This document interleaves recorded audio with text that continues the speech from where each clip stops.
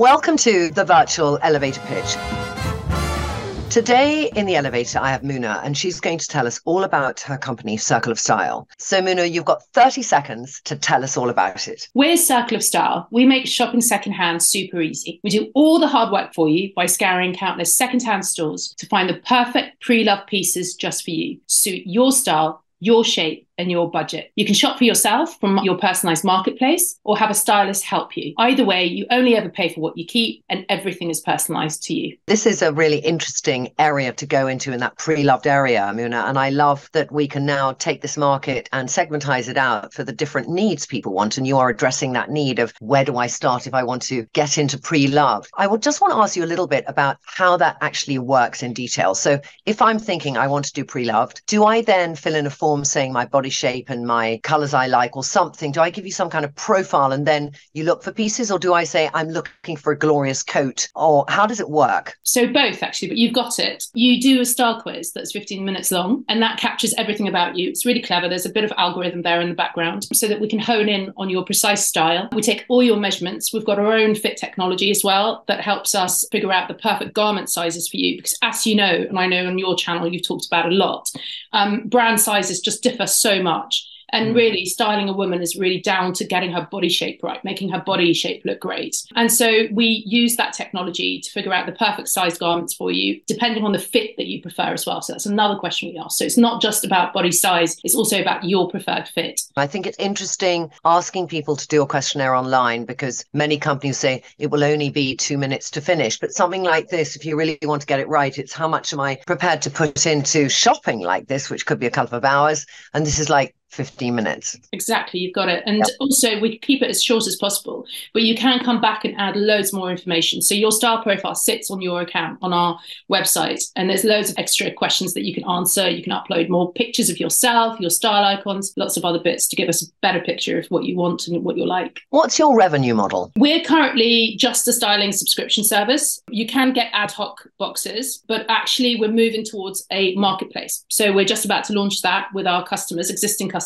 We're going to launch it to everyone in March. For people who don't understand the interpretation of that word so much, because they might just think Amazon Marketplace, explain to us the word marketplace. Marketplace is an aggregator of lots of other stores. We have scoured the best of secondhand retailers out there, everything from kind of one-woman bands who have their Shopify store through to massive ones like Sign of the Times in Chelsea or Rocket, who we work with, who are the biggest. They're all on our platform. And what it means for the customer is that by just doing a short quiz, everything they see at the end of it is made up of all these shops, but all personalized to them. So everything they see will fit them, won't have pink if they've said they hate pink, or polka dot if they don't want it, or polyester if they don't want that. It'll all be personalized to them, but it's made up of countless secondhand stores. Does that mean then, back end for you, you're aggregating the photography they have on the site of their items, but they might not have the detail that is in your questionnaire in the way that you categorize the actual physical item. So there must be quite a lot of work back end for you to help that algorithm work. So we're a data and tech company, really. So we've got proprietary tech that does that. So there's a mix of visual AI, some very clever data science, and stylists working. And what's been the most interesting about this, from my perspective,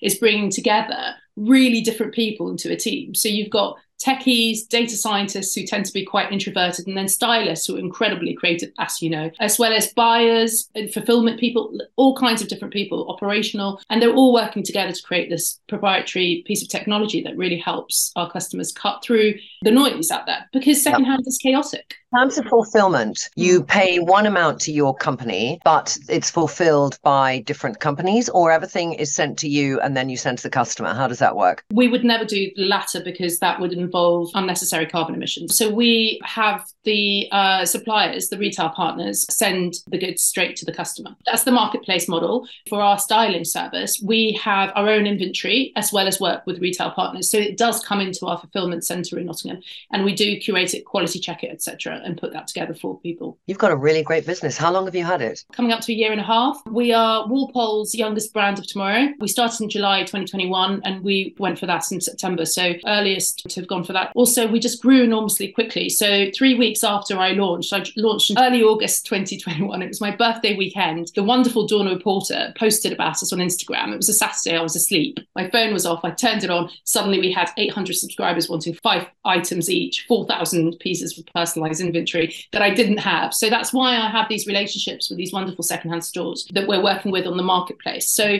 because I had to find these items for all these people and build a team very quickly. You are a company with a purpose, which I love. I think that we need to see more of that in the world we live in. How many people do you think that you have got as customers who never considered buying pre-loved and as a result of your platform have converted to it? It's really difficult to say, but we do ask one question, which is, why are you shopping with us? A lot of them will say because they want designer pieces for less. So that's part of our mission, is making luxury pieces accessible. Rather than spending £1,000, you can spend £100. So that's number one. But also they want a personal stylist to help them. A big part of the mission purpose for me is actually, I grew up in central London around sort of fashion, people who'd go to Paris Fashion Week and miss school to kind of make it. And I found fashion really difficult, actually. I found sometimes it really excluded people. You were never thin enough, rich enough, on trend enough, fast enough. And you were kind of forced to wear stuff that just did not suit you, that you didn't like, didn't suit your body shape. So actually democratizing personal styling is really important for us. And it's exactly what you did, talking about body shape, what suits you, and having women really enjoy fashion and use it, and to empower them, not to feel bad about themselves. I think there's something very interesting in the use of the word fashion, because I think for some people being fashionable is the next element of that word, and it's something that people find challenging. Like, I veer from days when I think I'd love to be fashionable, but I think I've got to a stage where I actually just want to have a style I love.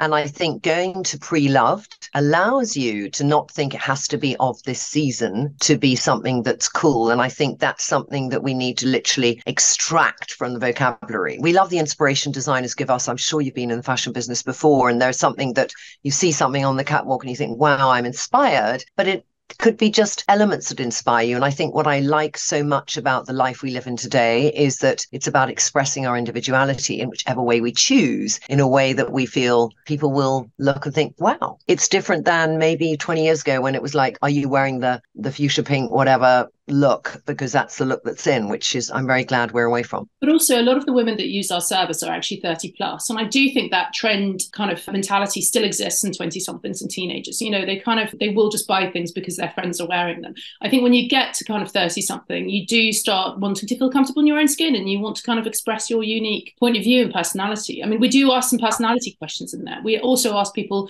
whether they want to be cool or classy, or, refined or fun, or, what is it that they want to express with their clothes. Great. I can't wait to do the quiz. I think it's such a good idea, such a fantastic way for people to be drawn into pre-loved. Do people make donations of clothes? So we're called Circle of Style for that reason. A lot of our customers will sell to us as well, and they often take store credit, but they can also, we pay them, and we make it super duper easy. The other thing is that we take from brands. So we're talking to Burberry, to PVH, to lots of brands about creating a circular platform with them. Also, we work with a lot of stylists and wardrobe detoxers. I mean, I love people are out there buying this season, because the minute the season's over, we get to buy the stuff from these. Because they're the kind of people who need only this season. So it creates a lovely marketplace for other people. Often it comes new, unworn with tags, because but they won't have it in their wardrobe because it's last season. So we work with a lot of wardrobe detoxers and stylists. They'll detox their homes a couple of times a year, and we're able to give that to our wonderful customers, our wonderful circlers. Who's your biggest competitor?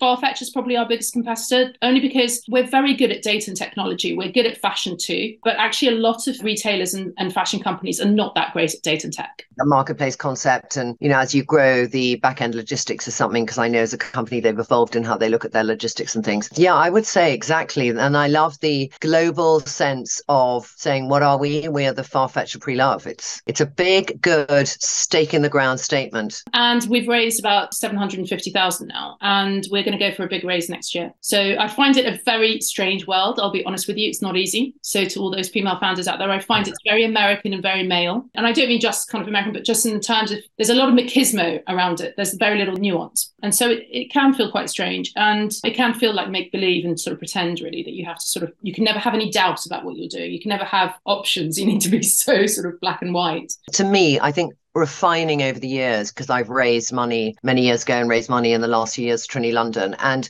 what I had to learn is to read the room and know what my pitch should be, because it's never the same. And if you're in a room which is predominantly a more traditional male environment, to me, I had to realize that painting the picture of the entire come into my world was really not the linear way that some predominantly male people will think. So I had to think, I'm going to do this, and with this, I'm going to do this, and this is going to be my audience, and this is why there's no competition in, it's like that. And then they were like, okay, And there are definitely conscious and unconscious bias. And I did 29 rounds, 29 people I went to see. But there is sometimes that sense of, if you're a woman in a predominantly male environment, they will ask you, how are you going to protect your downside? If you're a man in that environment, it's how are you going to grow your upside? And there are, we've seen the stats of 2% of female founders were invested in last year compared to 98% male. So there's got to be a shift. But the more people out there like yourself with brilliant ideas,